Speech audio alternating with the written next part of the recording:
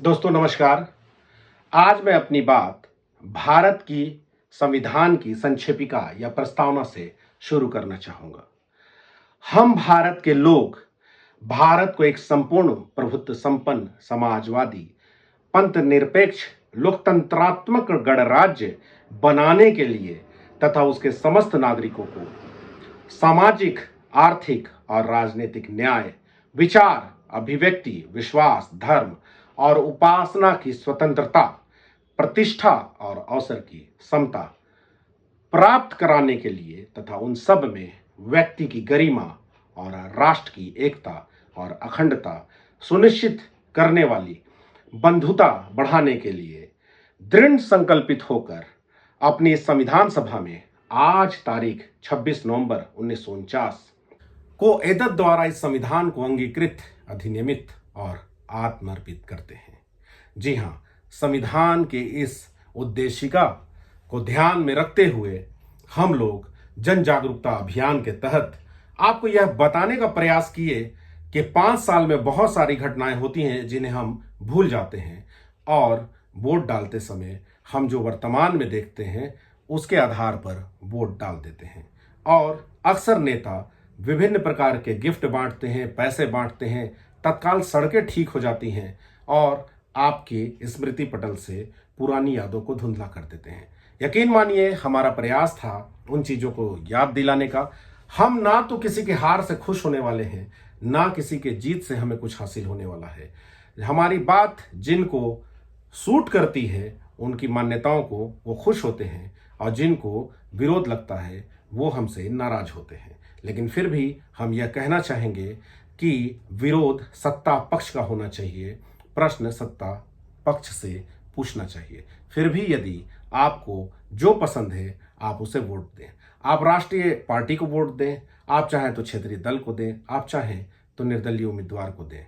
लेकिन याद रखें, सोच समझ कर वोट दें, बगैर किसी भय लोभ लालच या ऊंच नीच धर्म जाति भेदभाव के आप वोट दें, क्योंकि आपका ये जो वोट है यही आपके अगले 5 साल आपकी दशा और दिशा निर्धारित करेगा। यदि आपको लगता है कि बहुत विकास हुआ है आप बिल्कुल वोट दें, आपको अधिकार है।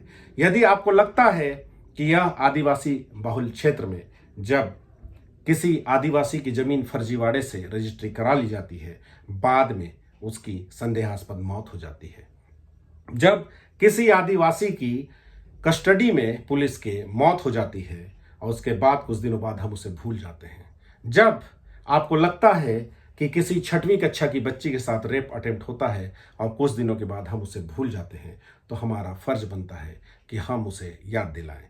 यदि आपको अभी भी ढोड़ी का पानी पीकर और लाश कंधे में ले जाने के बाद भी यदि आपको वही वोट देना है जिसे आप पहले दिए थे, फिर भी आप दें, लेकिन वोट जरूर दें। हम किसी को हराने या जिताने के लिए बिल्कुल भी नहीं आए हैं। हम तो बस इतना बताना चाहते हैं कि कभी भी वोटर उसका सम्मान हो और कभी भी राजनीतिक पार्टियों में एक तरफा कि कोई एक ही जीत रहा है या ये हार रहा है ऐसा ना हो। कंपटीशन दिखे, चुनाव होने तक यानी कि मतदान के आखिरी दिवस तक स्थिति ये निर्मित हो कि कोई भी दावे से यह ना कह सके कि कौन जीतेगा कौन हारेगा। और शायद इसमें हम सफल हुए।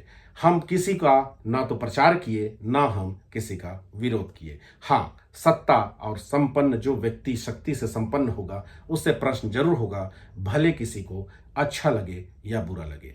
अंत में एक अपील जो हमेशा मैं करता हूं, आओ एक बार कहें आखिरी बार कहें, क्या पता तुम ना रहो क्या पता हम ना रहें। मंदिरों मस्जिद की ना किसी इमारत की, माटी तो इसमें लगी भाई मेरे भारत की। मरा हिंदू तो अल्लाह शर्मिंदा हुआ, मरा मुस्लिम तो राम कब जिंदा रहा। बिखरे बिखरे हैं सभी, आओ इस घर में रहें, क्या पता तुम ना रहो क्या पता हम ना रहें। क्या पता तुम ना रहो क्या पता हम ना रहें। भारत हमको जान से प्यारा है, सबसे न्यारा गुलिस्तां हमारा है।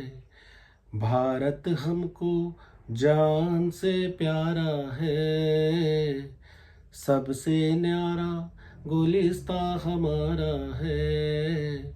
सदियों से भारत भूमि दुनिया की शान है। भारत माँ की रक्षा में जीवन कुर्बान है। भारत हमको जान से प्यारा है। सबसे न्यारा गुलिस्तां हमारा है। शुक्रिया।